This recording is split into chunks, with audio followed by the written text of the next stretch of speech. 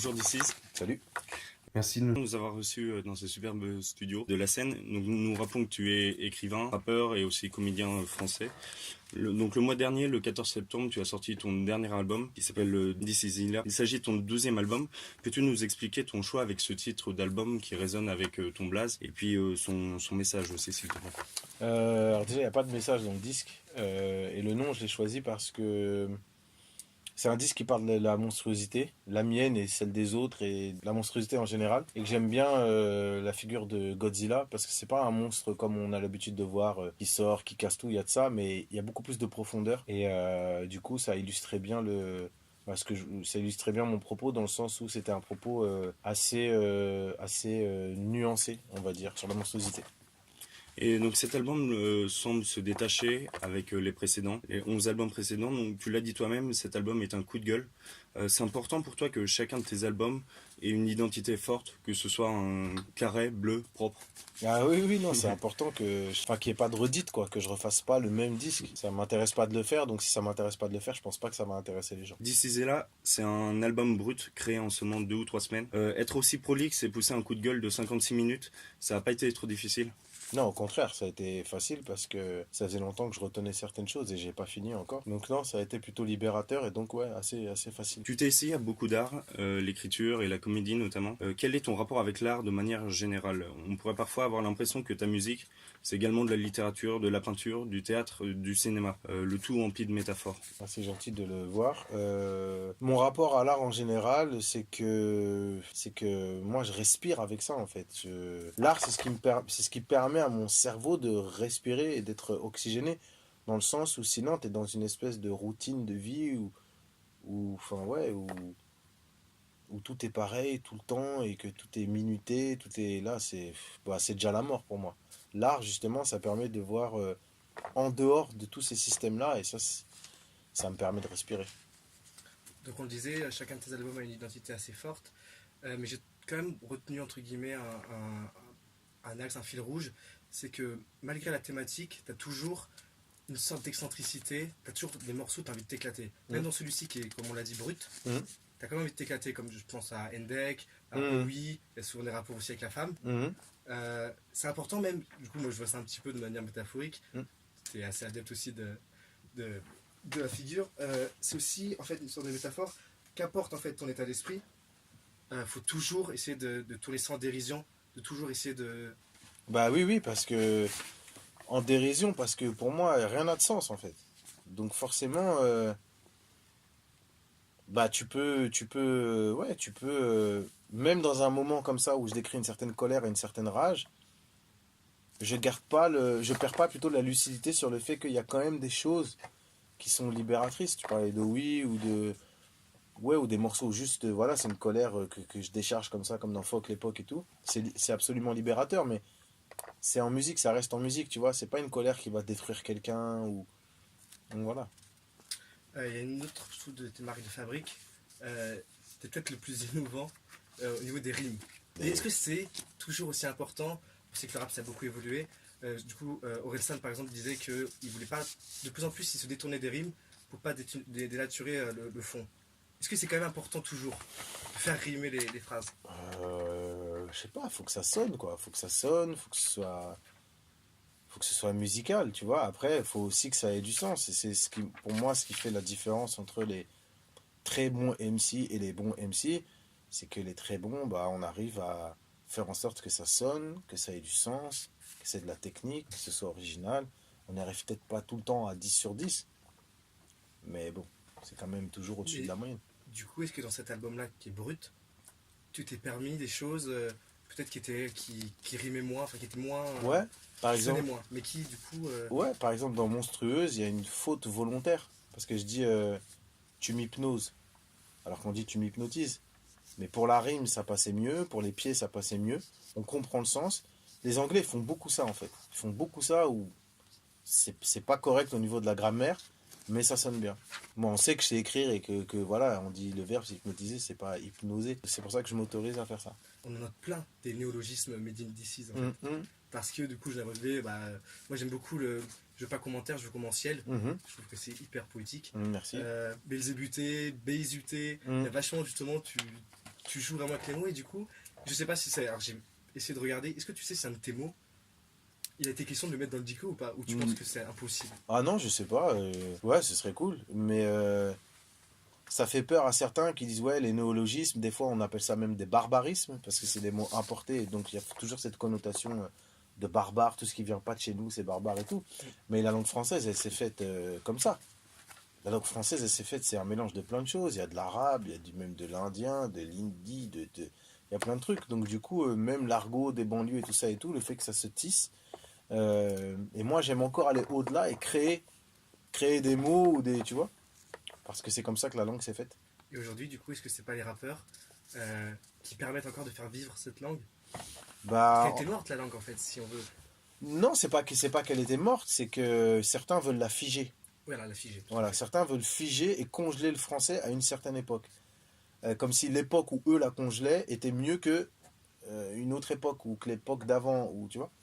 Donc ça, c'est un peu dommage. Après, de là à dire que c'est les rappeurs qui ressuscitent la langue, il y en aurait plein qui pourraient dire, bah non, il y a tellement de fautes de français, de Tu trucs l'as et dit tout. aussi, ouais. Tu vois, donc je pense il y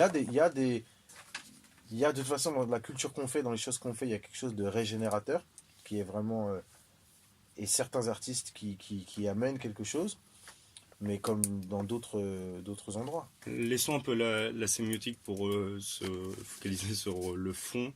Donc dans plusieurs de tes chansons, on retrouve une problématique qui est assez courante, qui est l'enfance, avec la question qui je suis, qui revient très Mhm. souvent. Peux-tu nous en dire davantage à ce propos? Bah, je pense que l'enfance, est censé être la séquence de vie qui te prépare à la séquence d'après. Sauf que bah, c'est très compliqué parce que quand t'es enfant, bah, ta notion du monde, elle est très restreinte. Et c'est parce qu'elle est très restreinte que t'es un peu plus heureux, parce que t'es un peu plus ignorant. Donc t'as moins conscience des choses. Et en plus, la séquence de l'enfance, t'as une capacité de création et d'imagination qui est dingue. Donc du coup, c'est une période qui est un petit peu bénie. Sauf que, vu que les gens qui t'éduquent et le monde des adultes savent très bien que le monde d'après, il est très compliqué, donc du coup, bah, on te protège trop, ou on te met... Donc du coup, enfin, tu vois, c'est un peu compliqué. Alors quand en plus tu vis des choses que t'es pas censé vivre quand t'es enfant, bah, ça te bousille bien pour plus tard. Et du coup, excuse-moi, je vais te couper. Alors, du coup, est-ce que t'es nostalgique? En fait, on sait jamais. Parce qu'en fait, quand tu décris souvent ton enfance, il y avait des choses évidemment que souvent tu dois regretter, mais il y a des choses aussi, c'est pas, t'as pas une enfance hyper. Non, non, il y a des choses que j'aime. Voilà, mais. Mais justement, moi, non, je suis pas nostalgique. Je suis pas nostalgique, c'est juste que c'est une matière absolument... Enfin, comment dire, c'est hyper important comme matière, l'enfance. Justement, quand on la traite en dehors des clichés, parce que moi, je fais pas l'adolescent, je dis pas c'était mieux avant et tout, je suis pas là-dedans. Je suis pas dans le texte des poncifs qu'on a vu, l'insouciance de l'enfance. Je suis pas là-dedans. On l'a vu, revu, t'as 50 ans, tu chantes ça, c'est bon, on a compris. Je suis pas là-dedans. Mais j'aime bien décrire, comme ce que je fais dans Terre Promise. Je le raconte au présent. C'est un moment de mon enfance. Comme quand j'avais fait Système D, c'était un autre moment de mon enfance. C'est juste d'écrire sans dire que c'était mieux ou moins bien. Ou... Voilà. En 2009, tu as quitté le rap. Tu semblais ne plus le supporter, mais tu es revenu et il s'en est remis. Selon toi, est-ce que le rap aujourd'hui évolue dans le bon sens, avec notamment des nouvelles influences, l'apparition d'une pluralité de styles dans le rap? Oui, après, moi, je suis personne pour dire si ça évolue dans le bon ou dans le mauvais sens. Les artistes, ils sont libres, ils font ce qu'ils veulent.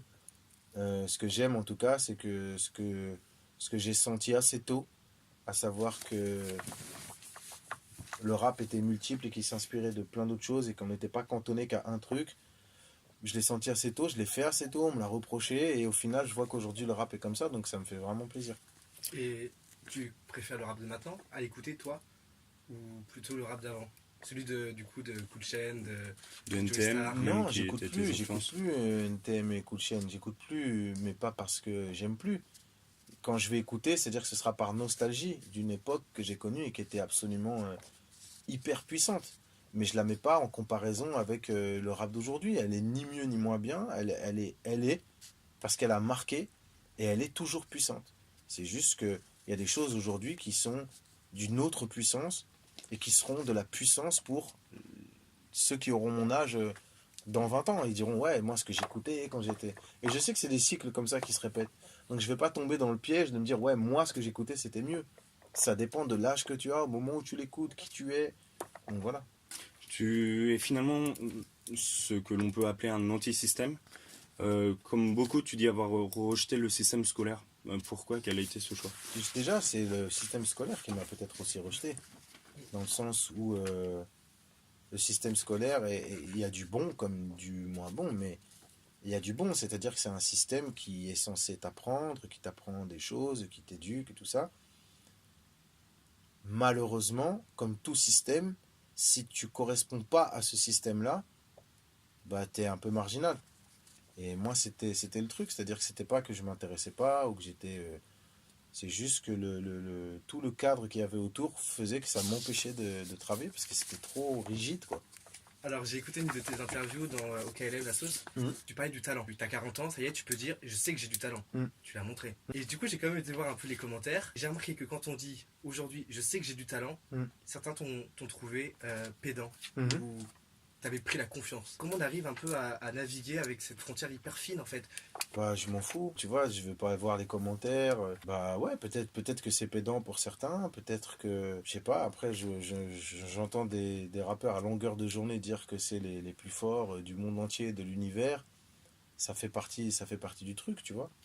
Moi, je vais pas m'excuser d'avoir du talent et d'avoir cette capacité à faire plein de choses. Je le sais, voilà, c'est tout. Alors justement, tu sais faire plein de trucs. J'ai vu pendant ta promo de Pacifique que peut-être tu pourrais devenir réalisateur. Tu avais des Ouais, idées. J'aimerais bien. Est-ce que tu peux- J'écris.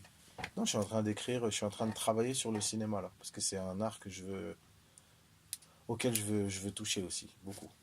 C'est assez ouf, ta polyvalence. Bah non, mais c'est juste que le cinéma pour moi c'est un peu l'accomplissement, parce qu'il y a de la musique, il y a du texte, parce que ça part d'une histoire qui est écrite, et puis il y a de l'interprétation, et c'est un peu tout ce que j'ai fait dans ma vie artistique. Et est-ce qu'on peut avoir un thème? Non, C'est pour ça qu'il fallait que j'appose. pas de problème. Dans l'une de tes chansons, This Is, dans Kaiju, dans ton nouvel album, tu écris et tu chantes J'en veux à vomir à la terre entière, j'ai la misanthropie qui m'attend à bras ouverts. C'est vrai, tu as déjà glissé ou cela contribue au folklore du rap, l'outrance et les exagérations? J'ai pas envie de dire si j'ai glissé ou pas. Ce qui est sûr, c'est que je suis dans une pente. Est-ce que je vais vers le haut ou est-ce que je vais vers le bas? Ça, c'est moi qui le sais. On sent que tu es en colère, mais finalement, tu es un optimiste ou un pessimiste. La colère est-elle saine ou destructrice? Ça dépend quel type de colère, ça dépend pourquoi tu te mets en colère. Il y a des colères qui sont constructives et d'autres qui sont destructrices. Ça dépend. Dans Star Wars, Maître Yoda dit à Anakin Skywalker, je cite, la peur est le chemin vers le côté obscur. La peur mène à la colère mène à la haine mène à la souffrance. Quelles sont les peurs de This Is la peste? Toutes celles exprimées dans This Is là, en partie. Mais il y en a d'autres qui vont arriver bientôt. Dans ton titre Ulysse, de ton dernier album, les paroles sont saisissantes. Quelle est son histoire? Un enfant qui attend le retour de son père? Est-ce que c'est un enfant qui attend le retour de son père? Est-ce que c'est l'histoire d'un père qui s'est perdu? Est-ce que c'est l'histoire d'un père qui se rappelle l'enfant qu'il était et l'enfant qu'il était le rappelle à lui-même? Ulysse, c'est tout ça. Donc toujours dans Ulysse, est-ce ta fille qui chante? Doit-on y voir un petit This Is, un mini This Is, un parallèle avec toi enfant? Est-ce que tu ne t'es pas dit je suis le père que je n'ai jamais eu? Oui, je me dis ça, mais je ne me dis pas que et Harry qui chante avec moi sur le morceau Ulysse est un petit This Is. Et c'est pas une extension de moi-même, c'est elle est elle. Pour finir sur ce titre, c'est quoi ton odyssée? Trouver le véritable sens du mot amour. Sans trop entrer dans la politique, en 2007, on te voit proche du Parti Socialiste et de Ségolène Royal. Quel est ton rapport avec la politique aujourd'hui et ce qu'il reste du PS? Alors j'étais pas proche du Parti Socialiste, ni proche de Ségolène Royal. J'ai juste soutenu dans l'entre-deux-tours la candidature de Ségolène Royal parce que elle était opposée à Nicolas Sarkozy. Nicolas Sarkozy qui avait parlé des Karcher et des cités. Et venant d'une cité, ça ne m'avait pas du tout plu. Pour ces raisons-là. Mais c'était une raison un peu naïve. Et du coup, je n'ai plus du tout aucun rapport avec la politique et je n'aurai plus jamais de ma vie. Est-ce que ta musique, par contre, peut influencer la politique? Est-ce que ça, c'est pas un pied dans la politique? Non, je pense que. Après, il y a politique à grande échelle et j'allais dire politique plus à portée de main, si on peut dire. Et ouais, c'est plus celle-là qui m'intéresse. Faire des interventions en milieu carcéral ou dans des foyers socio-éducatifs ou partager des choses, je pense que c'est aussi important. This is, comme toute bonne chose a une fin, notre interview elle aussi touche à sa fin. Avant de nous quitter, un conseil à donner à un jeune aujourd'hui en France, quelle est la solution miracle pour réussir comme This is la peste? Traverser la rue? Je sais pas moi. Solution miracle, il n'y a pas de solution miracle. Donc non, je sais pas, j'ai pas de conseils à donner en fait. Juste moi, ce qui a fonctionné pour moi, c'est que j'avance avec mon instinct et que j'essaie d'être le plus sincère possible dans mon rapport à l'art. Mais ça se trouve d'autres le feraient et ça marcherait pas. Moi, ça marche. Très bien, merci à toi. Merci à toi.